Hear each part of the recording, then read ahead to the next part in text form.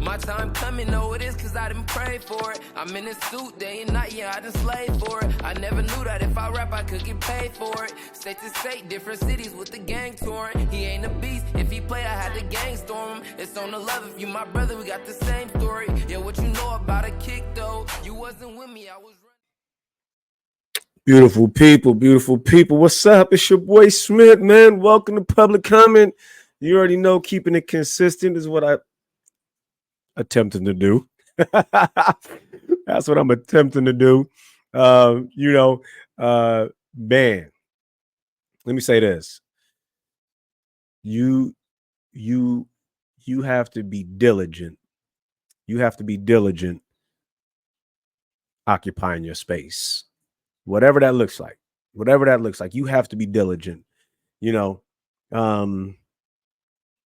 That goes for everything. You know what I'm saying? That goes for everything. Whatever encompasses your life, you have to be diligent.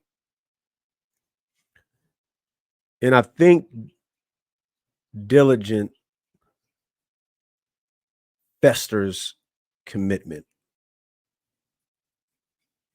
You have to have that internal focus, desire to be diligent and then be committed. You know what I'm saying? We'll get into that. Welcome to the show.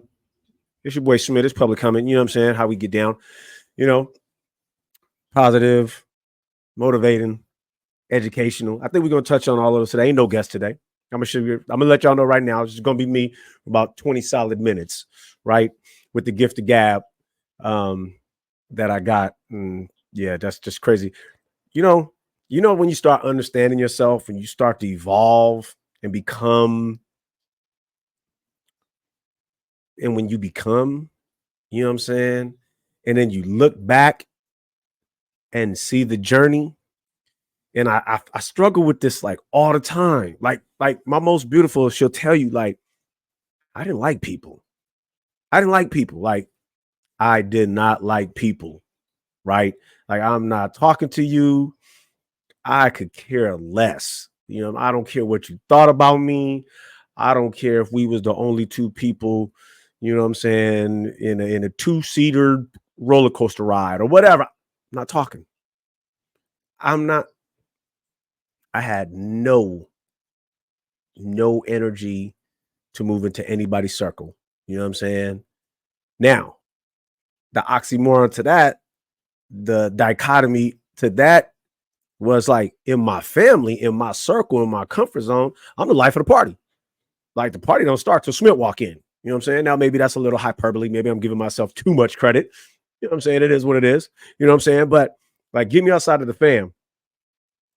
And you might find your boy tucked tight in the corner somewhere, like, just didn't talk to people. I'm not going out of my way. You know what I'm saying? I'm to this day, I'm probably horrible on phone calls. This ain't got much to say. I mean, you my wife, you my kids, you know what I'm saying?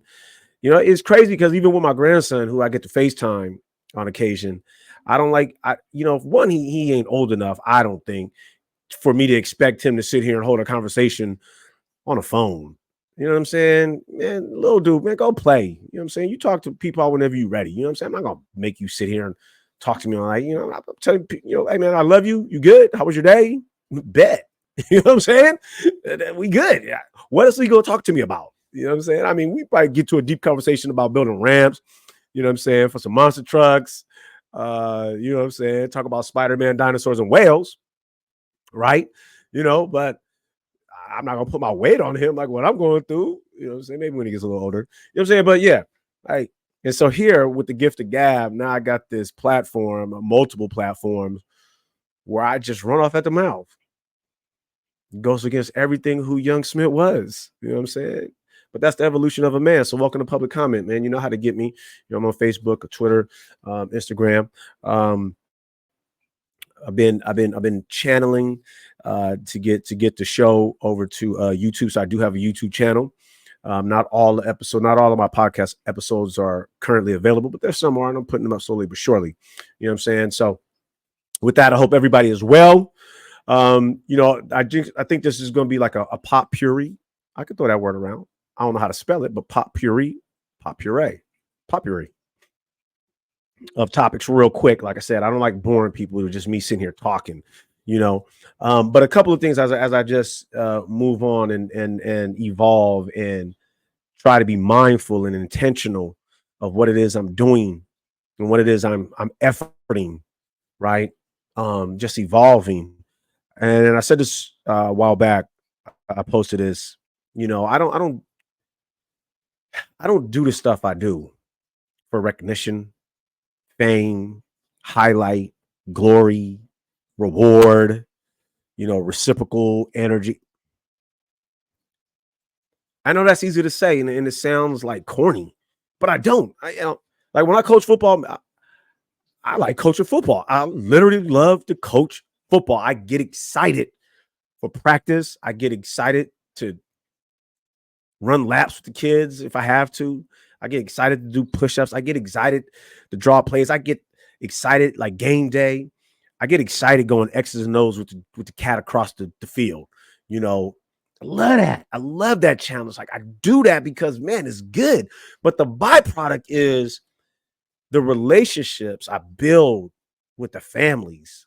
You know what I'm saying? And again, let me say this. Again, just talking about my evolution and the dichotomy of who I am. But before when I coach, man, don't talk to me. I got grown kids I used to coach. I don't know their parents. I don't talk to them. I had no reason. I was coaching your son. You know what I'm saying? Now evolving, it's not that I go out of my way to meet the parents and build these relationships. I think it's just the natural growth, the organic growth, and talking to them like, I want to make sure that they know that I see their child more than just a football player with this helmet on and this number. Like I want to talk to them, and have these conversations, see where I can help this young person off this field. Because it's so much more than that. You know what I'm saying? It's so much more than that. So much more than just X's and O's and tackling drills and things like that, And so building that up and allowing myself the room to get out of my comfort zone and talk to people, I built some great relationships that I've taken off the field. And, I got a couple of phone calls a while ago from two individuals, and it just, man, it wasn't nothing. They wasn't blowing smoke. They wasn't trying to get nothing. They was just saying, man, bro, like we really appreciate you. You know what I'm saying? And I couldn't be more thankful and grateful. And, I'll tell you, so when I was growing up playing sports, man, none of my coaches knew my mom. None of my coaches knew my dad. None of them, like none. You know what I'm saying? I don't even know if they knew me. I'm just on the team. You know what I'm saying? I know my high school basketball coach knew me because he didn't want to play me because I just talked too much. I was that cat on the basketball team. Mind you, I went to a predominantly all-white school. You know what I'm saying? And I'm showing up black as I can be. You know what I'm saying? And so me and him got to it one time. Not personal. It is what it is. He was an older Portuguese dude. I'm this young black kid from Oakland just talking a gang of nonsense. You know what I'm saying? So I'm not putting that on him. I wouldn't have played myself, even though I was wrong. I wouldn't have played. But, yeah. And so, building that rapport and then, just looking back on some of the other kids who I've indirectly come across and crossed their path on this journey and, just watching them evolve and then being there for them to come back and be like, yo, coach, you don't know what you did, but I really appreciate that. You know what I'm saying? And I told the story about with the bro last year who called me like totally, I don't want to say it was life-changing, but man, it really had an impact on me. You never know. You never know, man. Your presence might be the difference in somebody's life. So, that being said, like trying to get to the point, like just being mindful and intentional of the work I'm doing and trying to grow. And then here we are. It's back to school season, right? It's back to school. Or like I say, into school. Can't go back to some place you ain't never been. Let that one sink in, right? And then we can't go back to some place that was never designed for us to be welcome there. Let that one sink in. We cannot go back to some place that was never designed for us to be welcome there. We have to be in there, right? We have to be in there. We have to change the thought process, the conditioned bias, our feelings, the generational trauma and energy that our ancestors went through. And hold on, let me say this clearly when I talk about ancestors. We ain't got to go back 100 years. We ain't got to go back 100 years. We can go back 50 years. I said that, 50. 50. We could put us in the 70s, 1970s. You know what I'm saying? And what I went through. So if you my age, you know what school was like. Now, I'm not saying school has changed, but it's different than when it was, right? As far as the curriculum. But still, you know, putting that energy out there of what the ancestors went through to get us to where we are now. I know damn sure I didn't feel welcome in my school, San Leandro High, California, class of 1989. Not one day did I feel welcome at that school. You know what I'm saying? But I endured. I showed up, right? So here we are today. You know, with all of that being said, we need to be in the school. And when I say into school, I mean participating, I mean engaging, I mean understanding what our role is, other than just I'm getting a grade. I need to take this test. You know what I'm saying? It has to be more than that. It has to be more than that. It has to be a method to the madness, you know, and then it has to be a team effort, right? And then here's the part. So if we talking team, we talking parents or guardians, grandparents, aunties, uncles, whoever. And what we have to do is we have to disassociate our trauma, what I went through in school, from what now our young folks are going to in school, because they didn't go through that. They didn't go through that. So we can't put our conditioned bias about how we felt about our 7th grade teacher or our 9th grade teacher that expelled us onto this kindergarten teacher that's now teaching our son or our grandson. You follow me? So when I talk about in the school, I mean into school, participating, engaging, talking to the teachers. Who is the principal? First name. Like, who are these people? What is their responsibility? What is my role? You know, should I be talking to the teacher once a week, twice a week, texting, emailing, you know, whatever, using the Parent Platform app that they have, whatever. We're in that school time. And the only way we can expect it is change is if we participate and we engage, and then we set expectations of what we want for our children when they do show up. See, because we can't tell our students to show up, but they keep getting treated the same way. They keep getting fed the same antiquated curriculum that we was assigned to learn.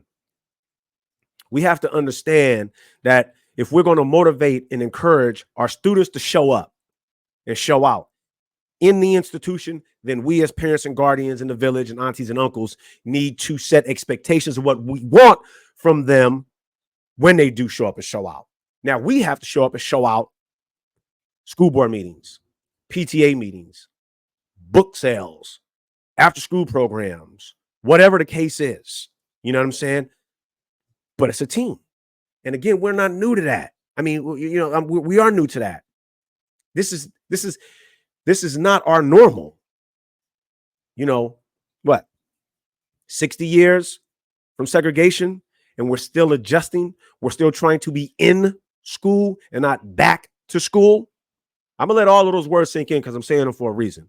But this is where we're at, you know. So today I posted something on my Instagram, just trying to remind young bros, and it did not discount this young sister girls. No. Only because I can't speak on that. I was never a young black girl. I was a young black boy. You know what I'm saying? And like I said, I didn't feel welcome. Let me say this, so you don't just think it's because of the high school I went to. I went to Stonehurst Elementary in East Oakland. I went to Elmhurst Junior High in East Oakland, in the hood, both schools in the hood. Didn't feel welcome. Now, I'm not saying about my friends. I'm just saying by faculty and staff and admin. You know what I'm saying? Let me say that again, because I don't want people to think, oh, only black kids don't feel welcome at school in the suburbs. No. If you have an environment of any educational institution where the students don't feel welcome, it doesn't matter what city it is. Doesn't matter. You know what I'm saying? So again, with that being said, I posted just letting young brothers know, how worthy we are in our spirit and our energy of our existence, how capable we are to do the work, to learn the work, to comprehend the work, then to succeed and thrive and be vibrant in the work in that environment. Yes, indeed, I said that. How many times have you heard, either to you personally as a black man, or to your offspring, or to your nieces and nephews, or your players, or whoever, someone at school say, man, I'm so glad you're here today. I am so glad you're here today. Man, you know what kind of difference that would make? Man, bro, I'm glad you're here. But see, when you're talking about in the educational institutions environment where there's a shortage, and then let's be clear about it. Ain't no shortage. There's no shortage. We're there. It's just not enough of us in those spaces to share our lived experience. When you see bruh come in with that mean mug, don't mean he mad. Don't mean he don't like you, or he's slugging in his seat. Hey, man, I'm glad you're here. You ain't got to say, man, what's wrong? Bro, I'm glad you're here today. Game recognized game. Been there, done that. You know what I'm saying? But now you take somebody else who ain't had that lived experience, and they look at him and they start judging off their conditioned bias, and then the whole interaction is different. And now they want to treat young bro like, he a Cabbage Patch doll. Oh, or straighten up, get that smile. Different, man. The interaction is different.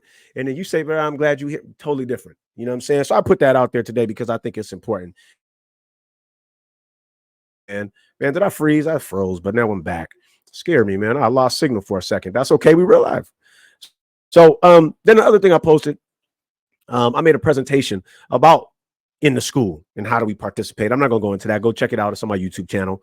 It's called Into School. Just go over some of the most general basic things that I think is important for students and parents to know when we start talking about participating and engaging and then being successful in school. Right now, like I said, I'm not going to talk long because I'm running out of time. That's wasted 17 minutes on nothing. And then so I'm finished up with this because we're in election year. Let me say this. Election year is every year. The way politics are going right now, election year is every year, because we've got to the point, like I've said before, every revolution eats itself. Every revolution eats itself. It's the revolt. It's the implementation of the new regime or new schematic or new way of thinking or new ideology. It's the execution of it. Then it's the complacency of it. And then it's, okay, somebody's not happy now. Now we need another one. Here we are. Every revolution eats itself. And the way politics are going now is if you're the opposition, somebody from the opposition is going to make a motion to remove you, recall, force you to step down, start slandering you, just, whatever. And so every year is an election year. Right now, I don't care what party you with. Don't make me know. I could care less. I just want you to be engaged, because it's a comedy show right now. If you ain't paying attention, right? It's a comedy show. If you ain't paying attention, the underlying tone of pre-1964. Now, let me be clear when I say that. I shouldn't say that. Today, racism ain't went away. So let me not say, segregation or Jim Crow or pre-6. Racism is alive and well. And the undertones in the political landscape right now should be jarring to the senses. It is vile. It's evil. And to think that we do not here's one thing coming from one side. Let's get rid of affirmative action because race has nothing to do with one's character and work ethic and, of getting into this particular space. Then if that's true, why are the same folks on that opposition side can't pronounce this black lady's name right? Or continue to say things like she's a good cook and she dances good?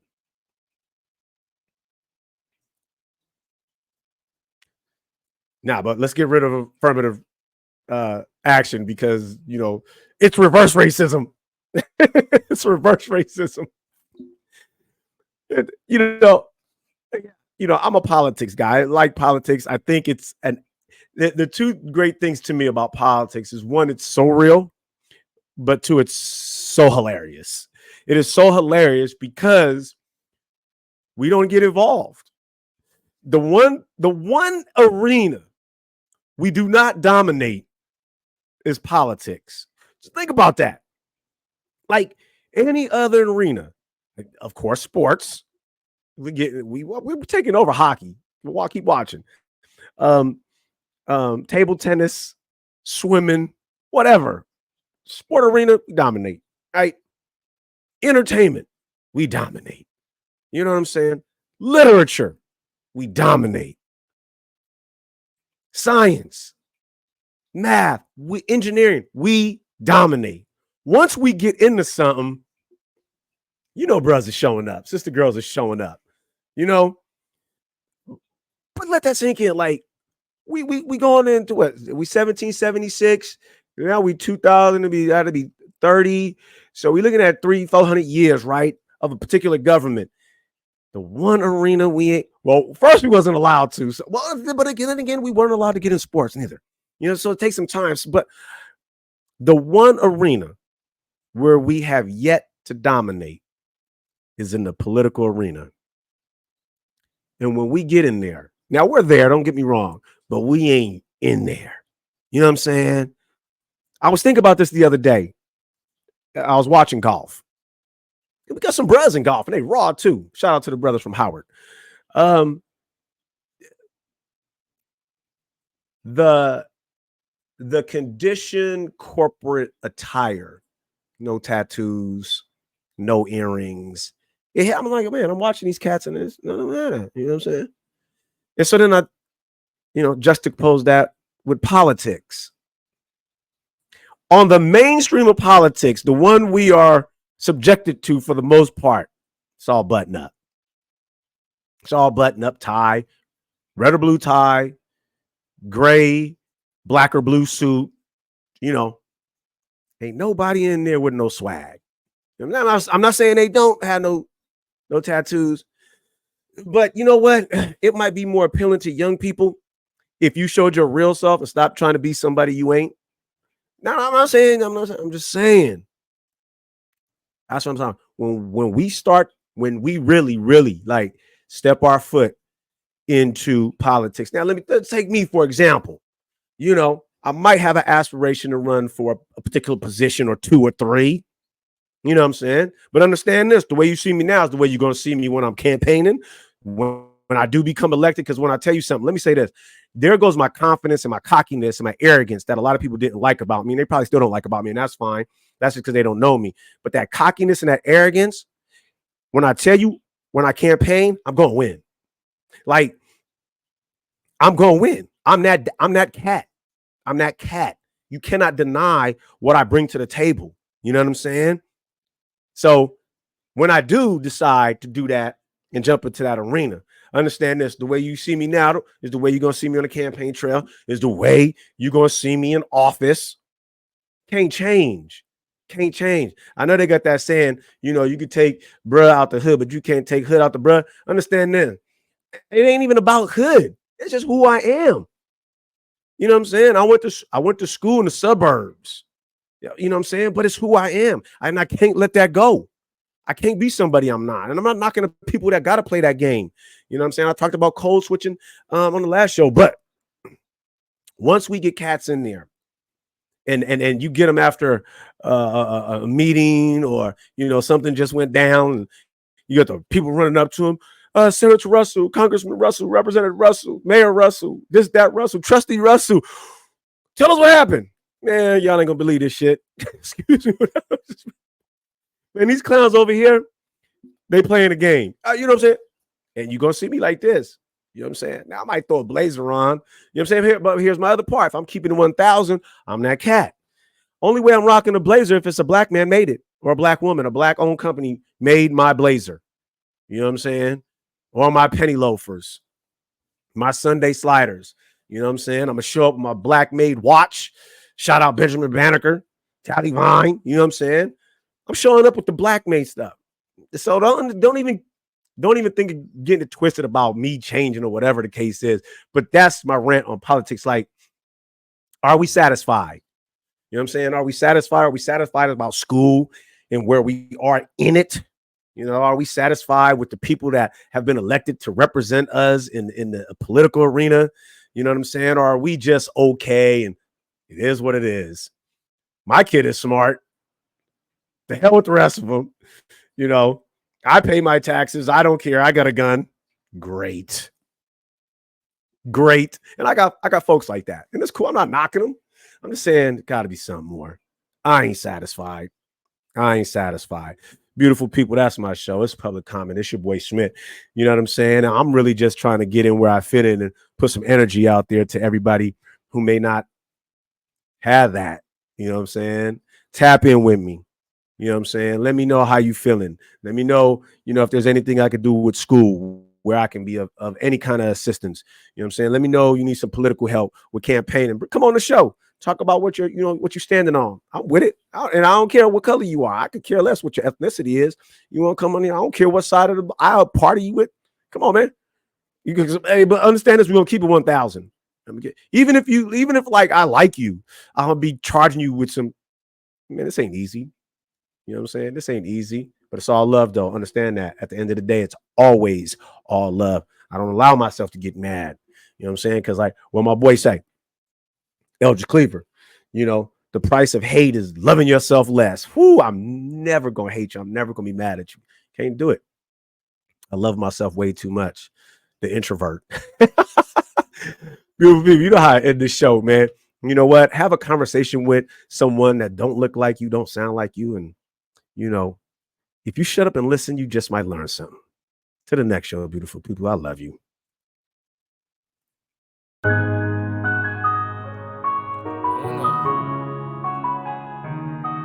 Shout out Bird. Hey. These people do not understand. I'm moving as fast as I can. Sending my prayers to God. He doing whatever he can.